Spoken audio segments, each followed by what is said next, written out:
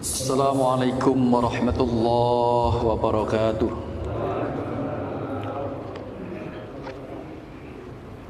Al-Fatihah. A'udzu billahi minasyaitonir rajim. Bismillahirrahmanirrahim. Alhamdulillahi rabbil alamin. Arrahmanir rahim. Maliki yaumiddin. Iyyaka na'budu wa iyyaka nasta'in. Ihdinas shiratal mustaqim.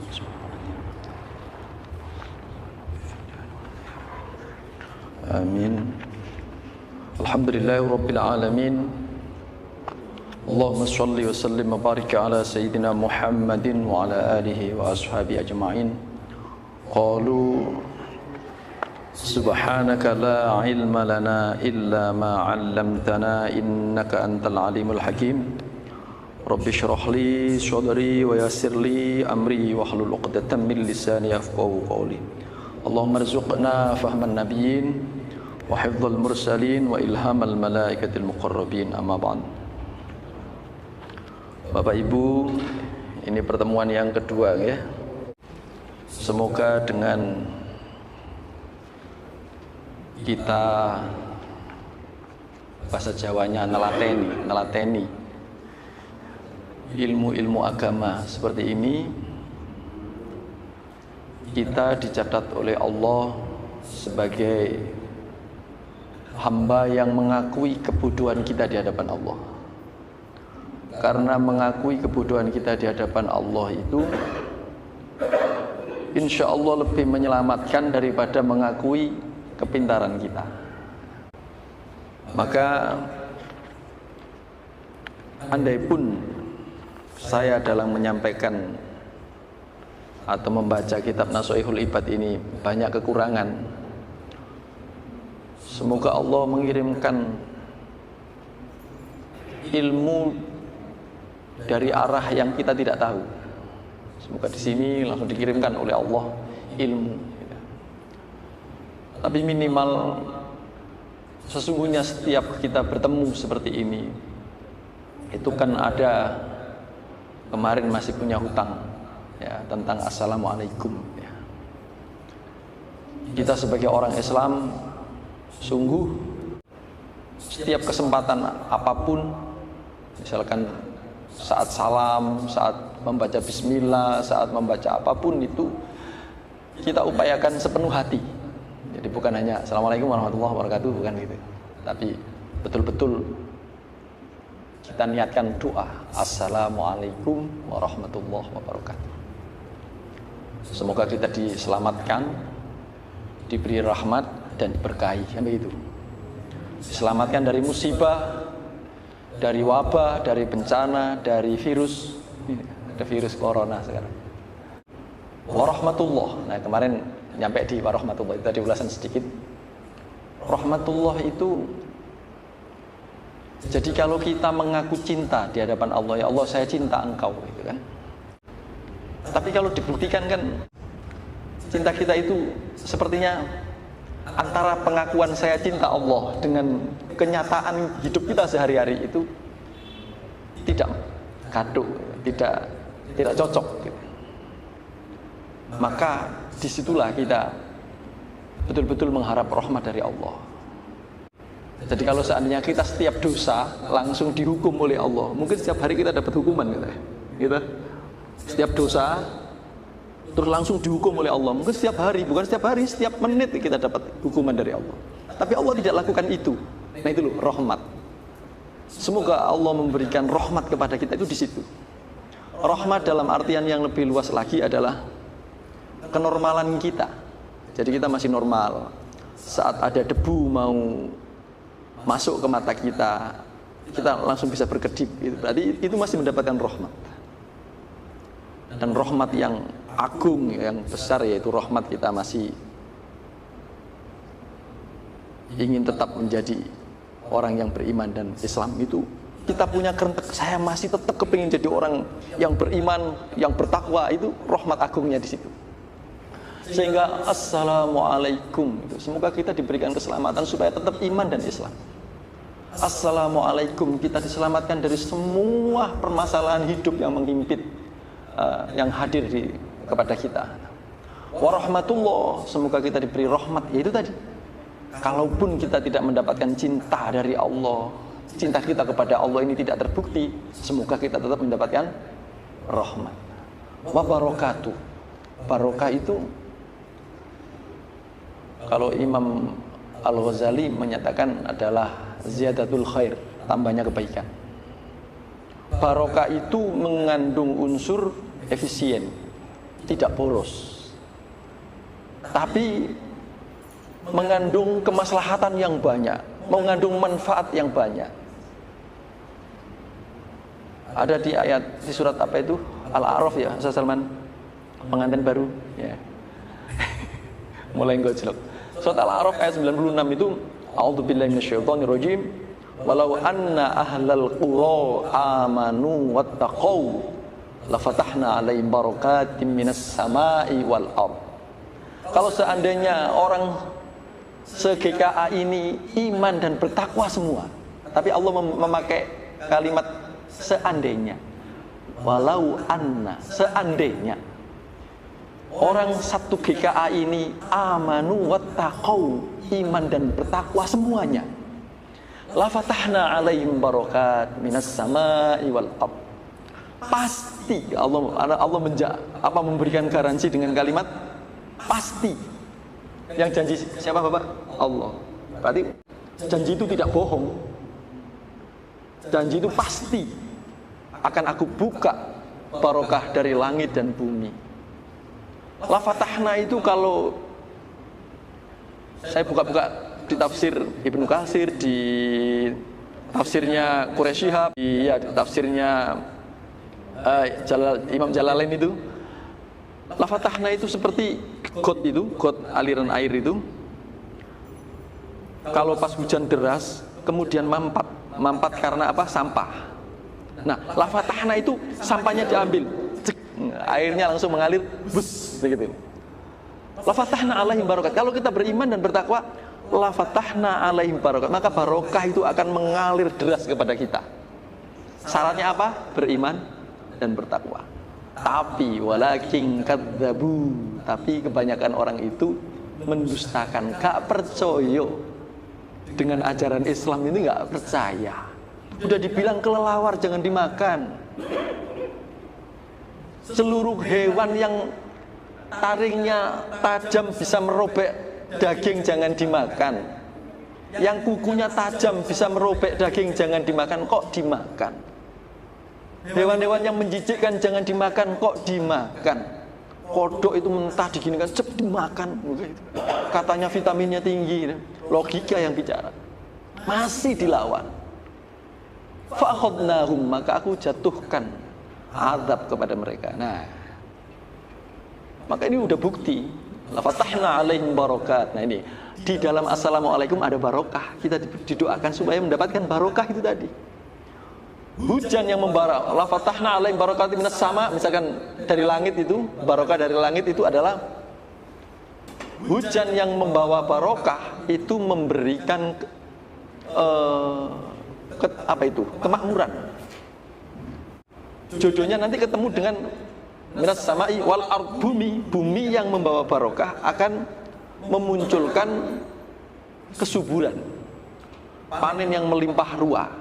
Dihujani terus subur, panen melimpah ruah, kan begitu. Barokah minas sama itu artinya juga apa ya? Kesantunan. Jadi berkah dari langit itu bisa berupa kesantunan. Rezeki yang kita kasihkan kepada anak cucu kita yang halal itu membawa barokah, memunculkan generasi-generasi yang santun, keluarga yang menyenangkan. Kalau anak cucu tidak santun dan keluarga tidak menyenangkan, nah, berarti bisa dievaluasi rezekinya. Minas sama wal ard. Jadi enaknya barokah itu luar biasa lah, ziyadatul khair, efisien.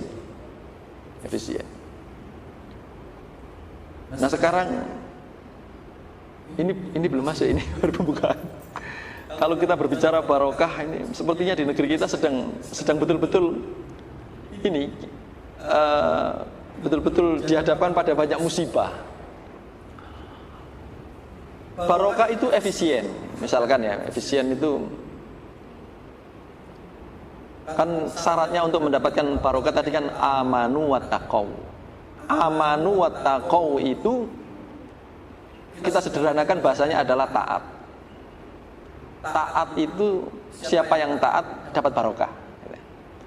Taat itu seperti amanu wattaqau itu seperti orang yang menjaga kesehatannya secara taat. Maka dia akan mendapatkan barokah, hidupnya lebih efisien karena tidak ada uang yang dikeluarkan untuk nebus obat. Nah, seperti itu. Efisien, barokah. Maka kalau ada salam itu betul-betul jangan ditinggal main HP, ditinggal ngobrol sama temannya. Yang salam maupun yang jawab, mari kita sepenuh hati. Nah, ini baru salam ya. Assalamualaikum. Ya. Assalamualaikum. Barokah itu mari kita juga doakan. Kalau ada orang jualan-jualan itu, kalau kita tidak bisa beli, kadang-kadang kita nangis ya malam-malam hujan-hujan begini, terus ada orang bapak tua itu keset gitu, nangis kan, kita mau beli, kemarin baru beli misalkan gitu, masa beli tiap malam kan gitu kan. Apa yang perlu kita lakukan? Sebagai orang Islam kita diajarkan doakan saja beliau, ya Allah berkahi kehidupan beliau. Nah, itu cukup udah. Kita lakukan seperti itu. Ini bedanya orang Islam dengan tidak Islam. Maka seluruh kitab pasti dibuka dengan Bismillahirrahmanirrahim.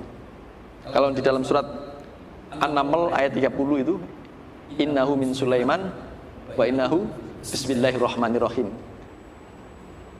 Ratu Bilqis ketika menerima surat itu, surat ini kok beda? Kok ada bismillahnya di awal? Nah, ini kan berarti apa? Ini memberikan bentuk bahwa antara orang Islam dengan non-Islam beda. Kalau orang Islam itu dasarnya harus bismillahirrahmanirrahim.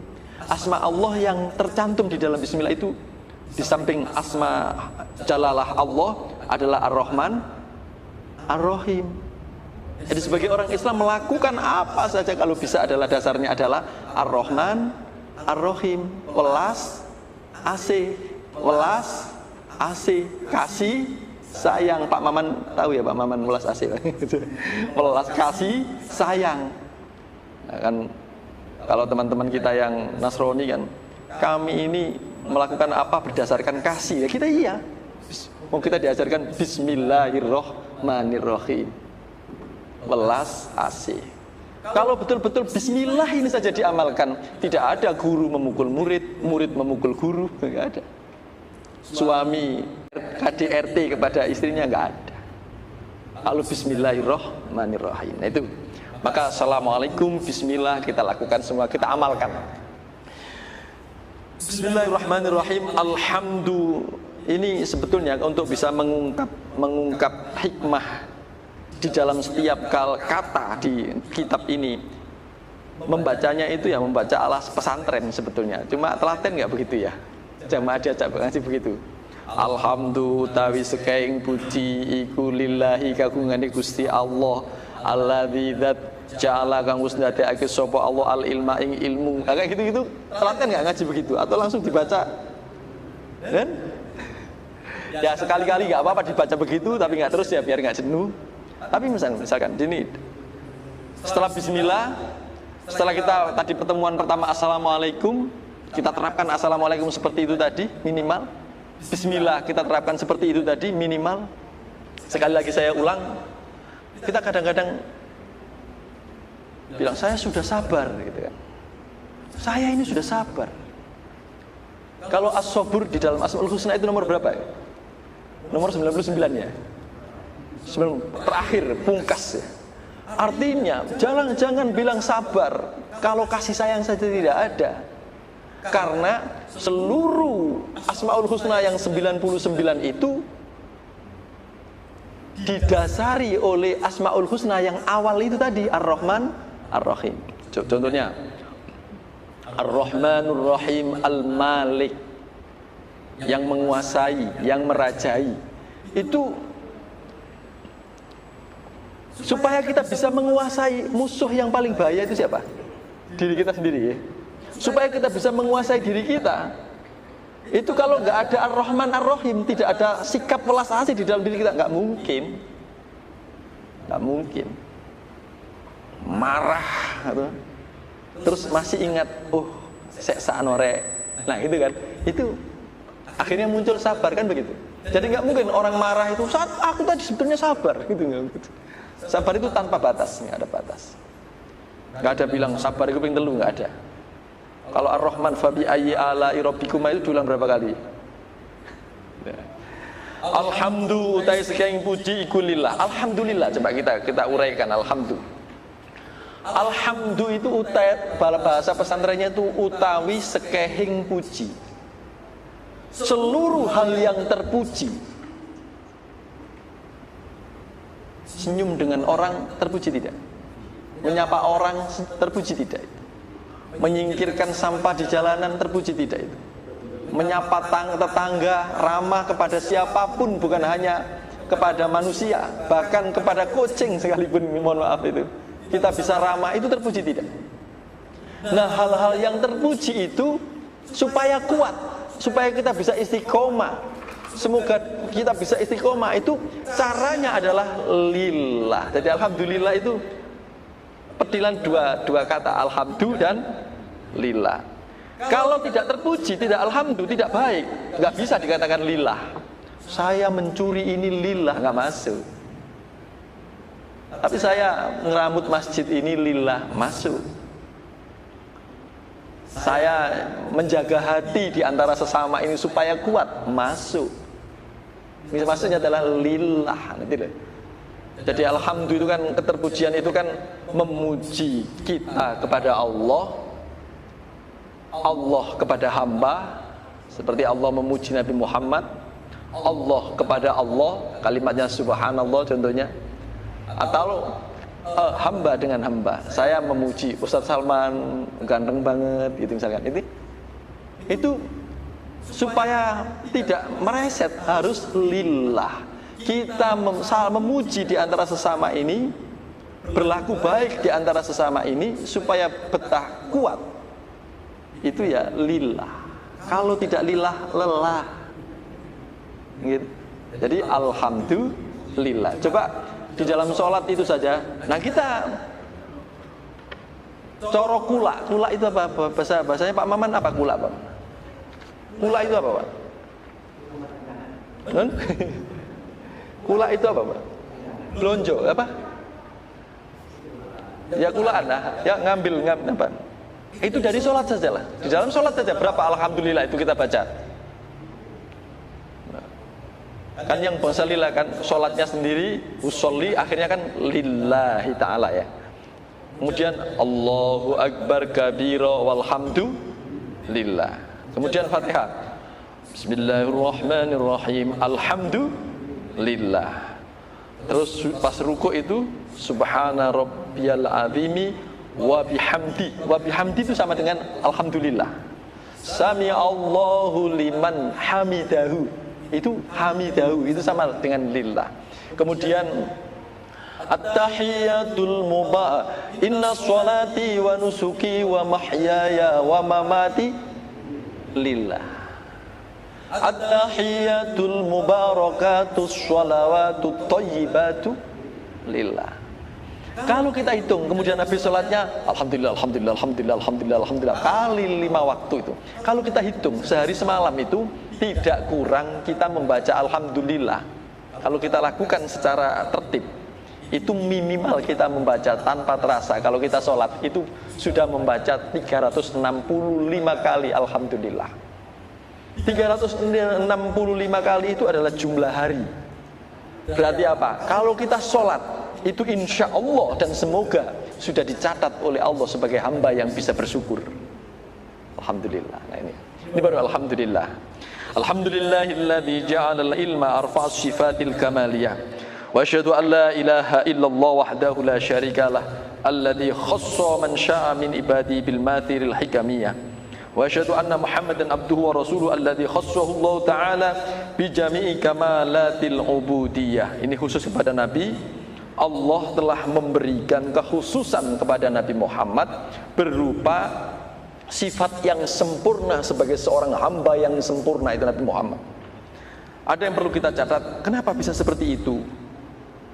Karena alladzi mala'a kang wus ngebeki sapa Allahu Allah taala qalbahu ing atine Nabi Muhammad min jalalihi saking kemuliaan Gusti Allah al-a'la kang maha luhur jalla wa ala, wa ainahu lan ngebai ing mripate Rasulullah min jamalihil asna, saking sifat indahe Gusti Allah al asna kang mencorong, fasara mongko dadi sapa Nabi Muhammad sallallahu alaihi wasallam masruron mansura. Coba ini ada kalimat masruron mansura. Nabi Muhammad itu menjadi pribadi yang masruron, bahagia, mansuron, menjadi pribadi yang selalu tertolong. Mengapa kok Nabi Muhammad menjadi pribadi yang selalu bahagia, menjadi pribadi yang mansuron, tertolong? Nah ini yang perlu kita tiru, supaya bagaimana supaya kita bisa menjadi pribadi yang bahagia dan menjadi pribadi yang selalu tertolong, ditolong oleh Allah. Ternyata di situ tadi ada syaratnya, yaitu mala Allahu ta'ala qalbahu min jalalil a'la wa ainahu min jamalil asna. Jadi Nabi Muhammad itu menjadi pribadi yang bahagia itu karena selalu merasa dipenuhi dengan Allah hidupnya itu. Itu tadi, dipenuhi dengan Allah, apa-apa karena Allah, apa-apa karena Allah, apa-apa karena Allah. Aku tidak mau memaki orang karena gak enak bagi Gusti Allah, disawang Gusti Allah gitu. Gak enak bagi Gusti Allah, tak maki itu juga hambanya Allah gitu. Nah itu sikap yang dilakukan oleh Rasulullah sehingga bahagia gitu. Masruron masih bisa diikuti Pak ya? Tidak bulat ya sahabat saya, betul bulat ya, bisa diikuti. Nanti kalau ada waktu boleh bertanya, tapi jangan fikih. Kalau fikih tak tanyanya ke Yai Rauf Maun. Kalau yang soal ngaji jalanan, ini kita sebut ngaji jalanan. Maka kitab ini dikarang oleh siapa? Imam Ibnu Hajar al-Asqalani. Beliau ahli hadis.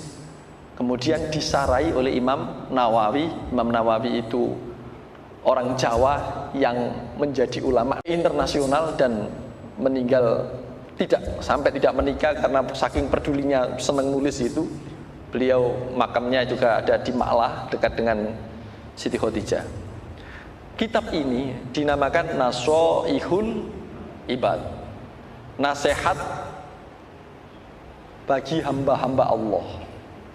Kok kalau di jelentrehno lagi, nasihat bagi kita yang ingin tetap menjadi hamba Allah. Kita ingin tidak supaya bisa istiqomah menjadi hamba Allah. Apa ada orang yang tidak menjadi hamba Allah? Ada Pak.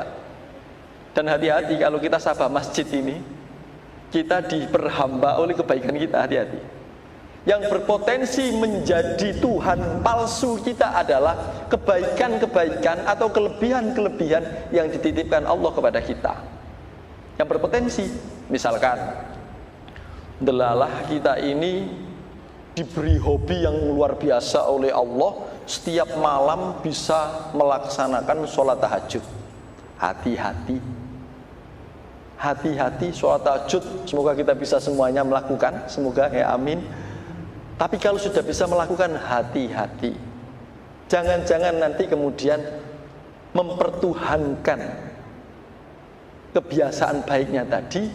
Ciri-cirinya apa? Sudah mulai sinis dengan orang yang tidak tahajud. Oh kamu tuh nggak pernah sholat tahajud. Di hatinya, nah, hati-hati, hati-hati Pak. Apa saja yang berpotensi itu? Jabatan, harta, ilmu, apalagi. Pokoknya yang kelebihan-kelebihan yang dititipkan Allah kepada kita. Keturunan, ya kan?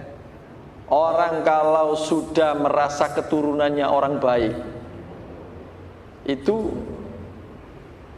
repot dituturi. Kalau diingatkan, kamu turunannya siapa? Kok nuturi saya? Itu kan. Artinya apa? Ya tidak semuanya orang begitu. Tapi keturunan baik itu kadang-kadang. Tadi kan saya judulnya apa? Nasoihul Ibad. Nanti bahasan ini sampai selesai kitab segini ini, intinya adalah supaya kita tidak menjadi hamba selain hamba Allah, supaya betul-betul la ilaha illallah. Kita itu betul-betul bukan hanya di lisan, tapi betul-betul itu adalah kita terapkan dalam kehidupan, bahwa kita tidak menjadi apapun kecuali menjadi hamba Allah, menjadi hamba harta. Orang kalau sudah punya duit banyak itu ya repot dituturi, ya kan? Karena ada, saya mau cerita orang Madura tadi kok ada Pak Fauzi. Ini ilustrasi saja, kata Gus Dur juga ini. Orang Madura itu kan kaya-kaya, yang besi tua itu kan kaya-kaya. Karena kaya, di rumahnya itu semua patuh kepada beliau, semuanya patuh. Tapi beliau ndelala tidak bisa membaca tulisan Latin itu. Tapi kalau tulisan Pikum malah bisa, tapi tulisan Latin nggak bisa. Beliau pergi umroh. Begitu masuk pesawat, asal duduk saja, gitu. Asal duduk saja. Itu di pramugari bilang, Pak, Bapak tidak di sini duduknya, Bapak duduknya di belakang, gitu kan. Sampai siapa? Gitu. Saya pramugari, Bapak. Pramugari itu apa? Ya, yang melayani Bapak di pesawat ini. Oh, cuma pelayan. Saya di rumah itu punya banyak pelayan. Itu anak buah saya. Tak ada. Dinasihati siapa? Pramugara sampai pilotnya turun tangan nggak bisa. Tapi ndelala ada santri dari GKA gitu, masih muda gitu, terus dilihat. Akhirnya pinter. Bapak mau kemana? Saya mau umroh. Gitu. Oh, berarti umroh itu nanti turunnya di mana? Ya di Makkah apa di Madinah, di Arab lah gitu. Bapak, kalau Bapak ingin turun di Arab, duduknya di belakang. Sebab kalau duduk di sini nanti turunnya di Israel. Oh, kena tembak saya gitu, langsung lari pindah ke situ. Artinya kisah-kisah seperti itu. Kan banyak orang itu kadang-kadang karena sudah saking merasa khusyuknya itu songol. Tahu songol, Pak ya? Yang repot dituturi itu karena merasa khusyuk. Merasa baik. Yai Asrori itu kalau saya setiap ngaji, itu yang saya tangkap pokoknya di situ. Ojo sampai rumongso wis apik. Jangan pernah kita itu merasa sudah baik. Maka saya bersyukur sekali, semoga saya bisa menetap di GKA ini. Saya bisa bersyukur sekali itu kalau ke masjid sini itu yang imami indah-indah banget itu, saya seneng gitu. Pokoknya saya pesan kepada Pak Fauzi ya, selaku kalau ada beliau-beliau jangan pernah nyuruh saya ngimami. Saya nggak pede pokoknya. Ngaji ini juga saya niati, saya nasihati diri saya, jenengan menjadi saksi bahwa menjenengan jadi saksi saya sedang menasehati diri saya. Ya saya itu baru mau. Saya sampai lama itu dirayu Pak Yuda, kapan sampai mau? Sebetulnya saya nggak siap. Tapi saya timbang-timbang, ya udah, saya niati nasihati diri saya dan panjenengan menjadi saksi gitu. Ya. Jadi nasihatul ibad itu kesana arahnya, kita diberi nasihat supaya kita betul-betul menjadi hamba Allah. Nah, enaknya sekarang kita membahas menjadi hamba Allah itu kan lulusannya kan ketika kita sudah mengatakan la ilaha illallah. Biasanya kalau ada ngaji begini, la ilaha illallahnya 3 kali saja, enggak banyak-banyak ya, enggak. La ilaha illallah, la ilaha illallah 3 kali. 3 kali itu minimal bagaimana kita menata la ilaha illallah ini. Ya nanti ya. La ilaha illallah, arti aslinya adalah tiada Tuhan selain Allah. Tapi di hati ini harus kita bagi-bagi, Pak. Minimal 3 kita bagi itu, minimal 1 ya. Terkait dengan dosa kita. Kita itu sekarang itu udah istighfar, astagfirullahaladzim, astagfirullahaladzim, astagfirullahaladzim. Kalau Yai Asrori, astagfirullahaladzim, astagfirullah. Kita duduk di situ ikut istighosah itu nangis. Seakan-akan sudah kapok, nggak bakal melakukan dosa lagi, kan begitu ya? Ya kan? Tapi begitu keluar masjid dosa lagi. Ya kan? Keluar masjid dosa lagi, geremeng lagi. Ya, ada orang parkir agak cepat sopo itu lagi gitu kan. Nah, Jadi gimana ini terkait dengan kita sudah istighfar ini, ya Allah saya mohon maaf atas salah. Kepada istri jangan sampai bentak lagi, astagfirullah maafkan saya deh, astagfirullah, malam-malam sudah minta maaf, astagfirullah, besok bentak lagi, ya gimana itu? Jadi bagaimana? Artinya apa? Kesalahan-kesalahan kita ini butuh dimaafkan oleh Zat yang maha mengampuni. Kalau nggak maha nggak bisa. Kalau kita sesama manusia, kemarin saya maafkan, sekarang datang lagi salah lagi, minta maaf lagi, bolak-balik minta maaf, kan begitu kalau kita. Kalau Allah Zat yang maha memaafkan, jadi atas kesalahan kita yang selalu salah, minta maaf salah lagi, minta maaf salah lagi, minta maaf salah lagi, itu butuh Zat yang maha mengampuni. Maka yang pertama, kalau la ilaha illallah kita itu misalkan 99 kali pakai tasbih misalkan pakai tasbih berarti dibagi 33. Yang 33 kali itu kita membahas masalah dosa. La ilaha illallah, lisannya la ilaha illallah, tapi isinya ya Allah atas dosaku ini tidak ada yang bisa mengampuni kecuali Engkau. La ilaha illallah, la ilaha illallah. Coba kita praktekkan itu terkait, kita ingat dosa kita, kemudian begitu, la ilaha illallah, la ilaha illallah. Itu wah, itu bisa nangis di situ. Jadi 33 yang pertama itu kita membahas masalah dosa kita. Maka semoga kita semua bisa haji ya. Saat itu Al-Hajju Arafah, haji itu kan intinya Arafah. Arafah itu bahasanya sanepo. Arafah, mengenali. Mengenali siapa? Mengenali diri kita. Apa yang dikenali? Ya dosa-dosa kita.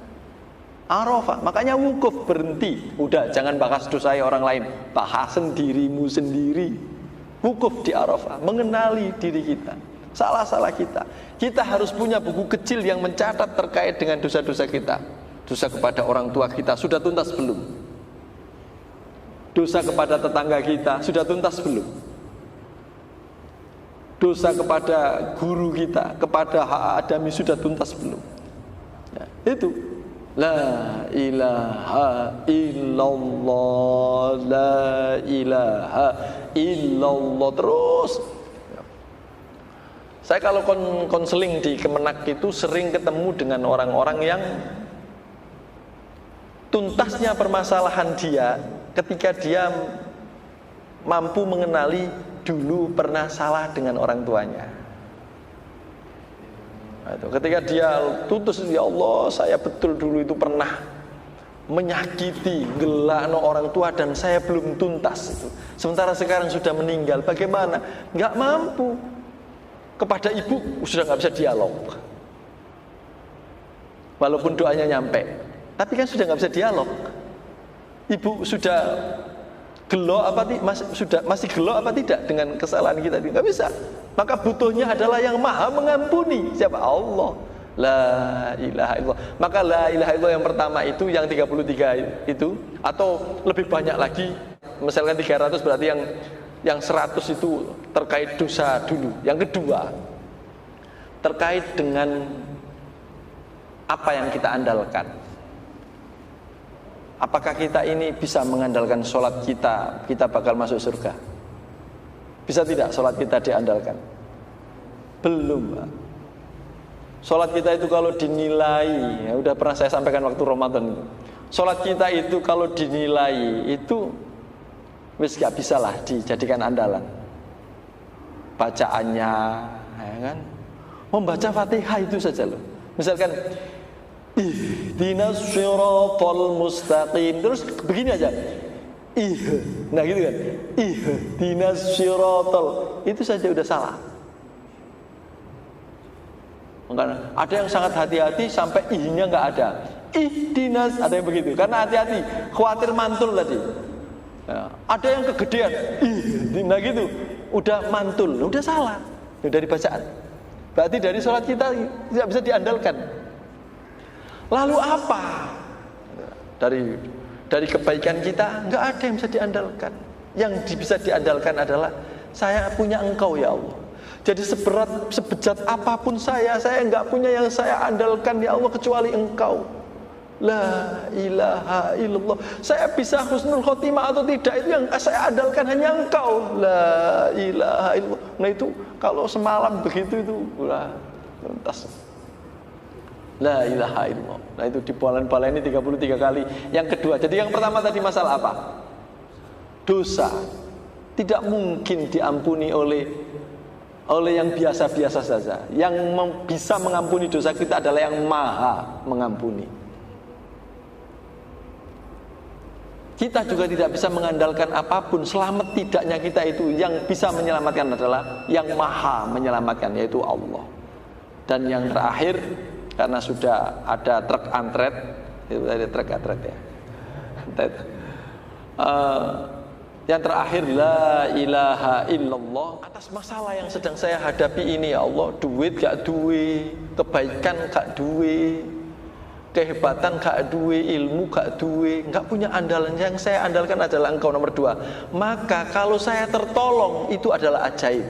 Dan kalau berbicara ajaib, itu tidak ada keajaiban illallah yang menyamai keajaibanmu. Maka saya butuh keajaibanmu supaya hidup saya ini tertolong lah, dunia akhirat. Nah itu, la ilaha illallah itu dipisah seperti itu, minimal 3 itu. Nah itu baru nanti kita biar lulus sebagai pembukaan nasoihul ibad, nasihat bagi kita yang semoga dicatat oleh Allah bahwa kita ini hanya raditu billahi robba. Saya hanya ikhlas menjadi hambanya Allah, bukan hambanya kekayaan, bukan hambanya kepintaran, bukan hambanya kekhusyuan, bukan hambanya kehebatan kita, tapi hanya hambanya Allah. Semoga manfaat, dan mohon maaf saran dan kritik mungkin cara saya kurang tepat atau apa, bisa disampaikan di grup ya. Terima kasih, mohon maaf. Wassalamualaikum warahmatullahi wabarakatuh.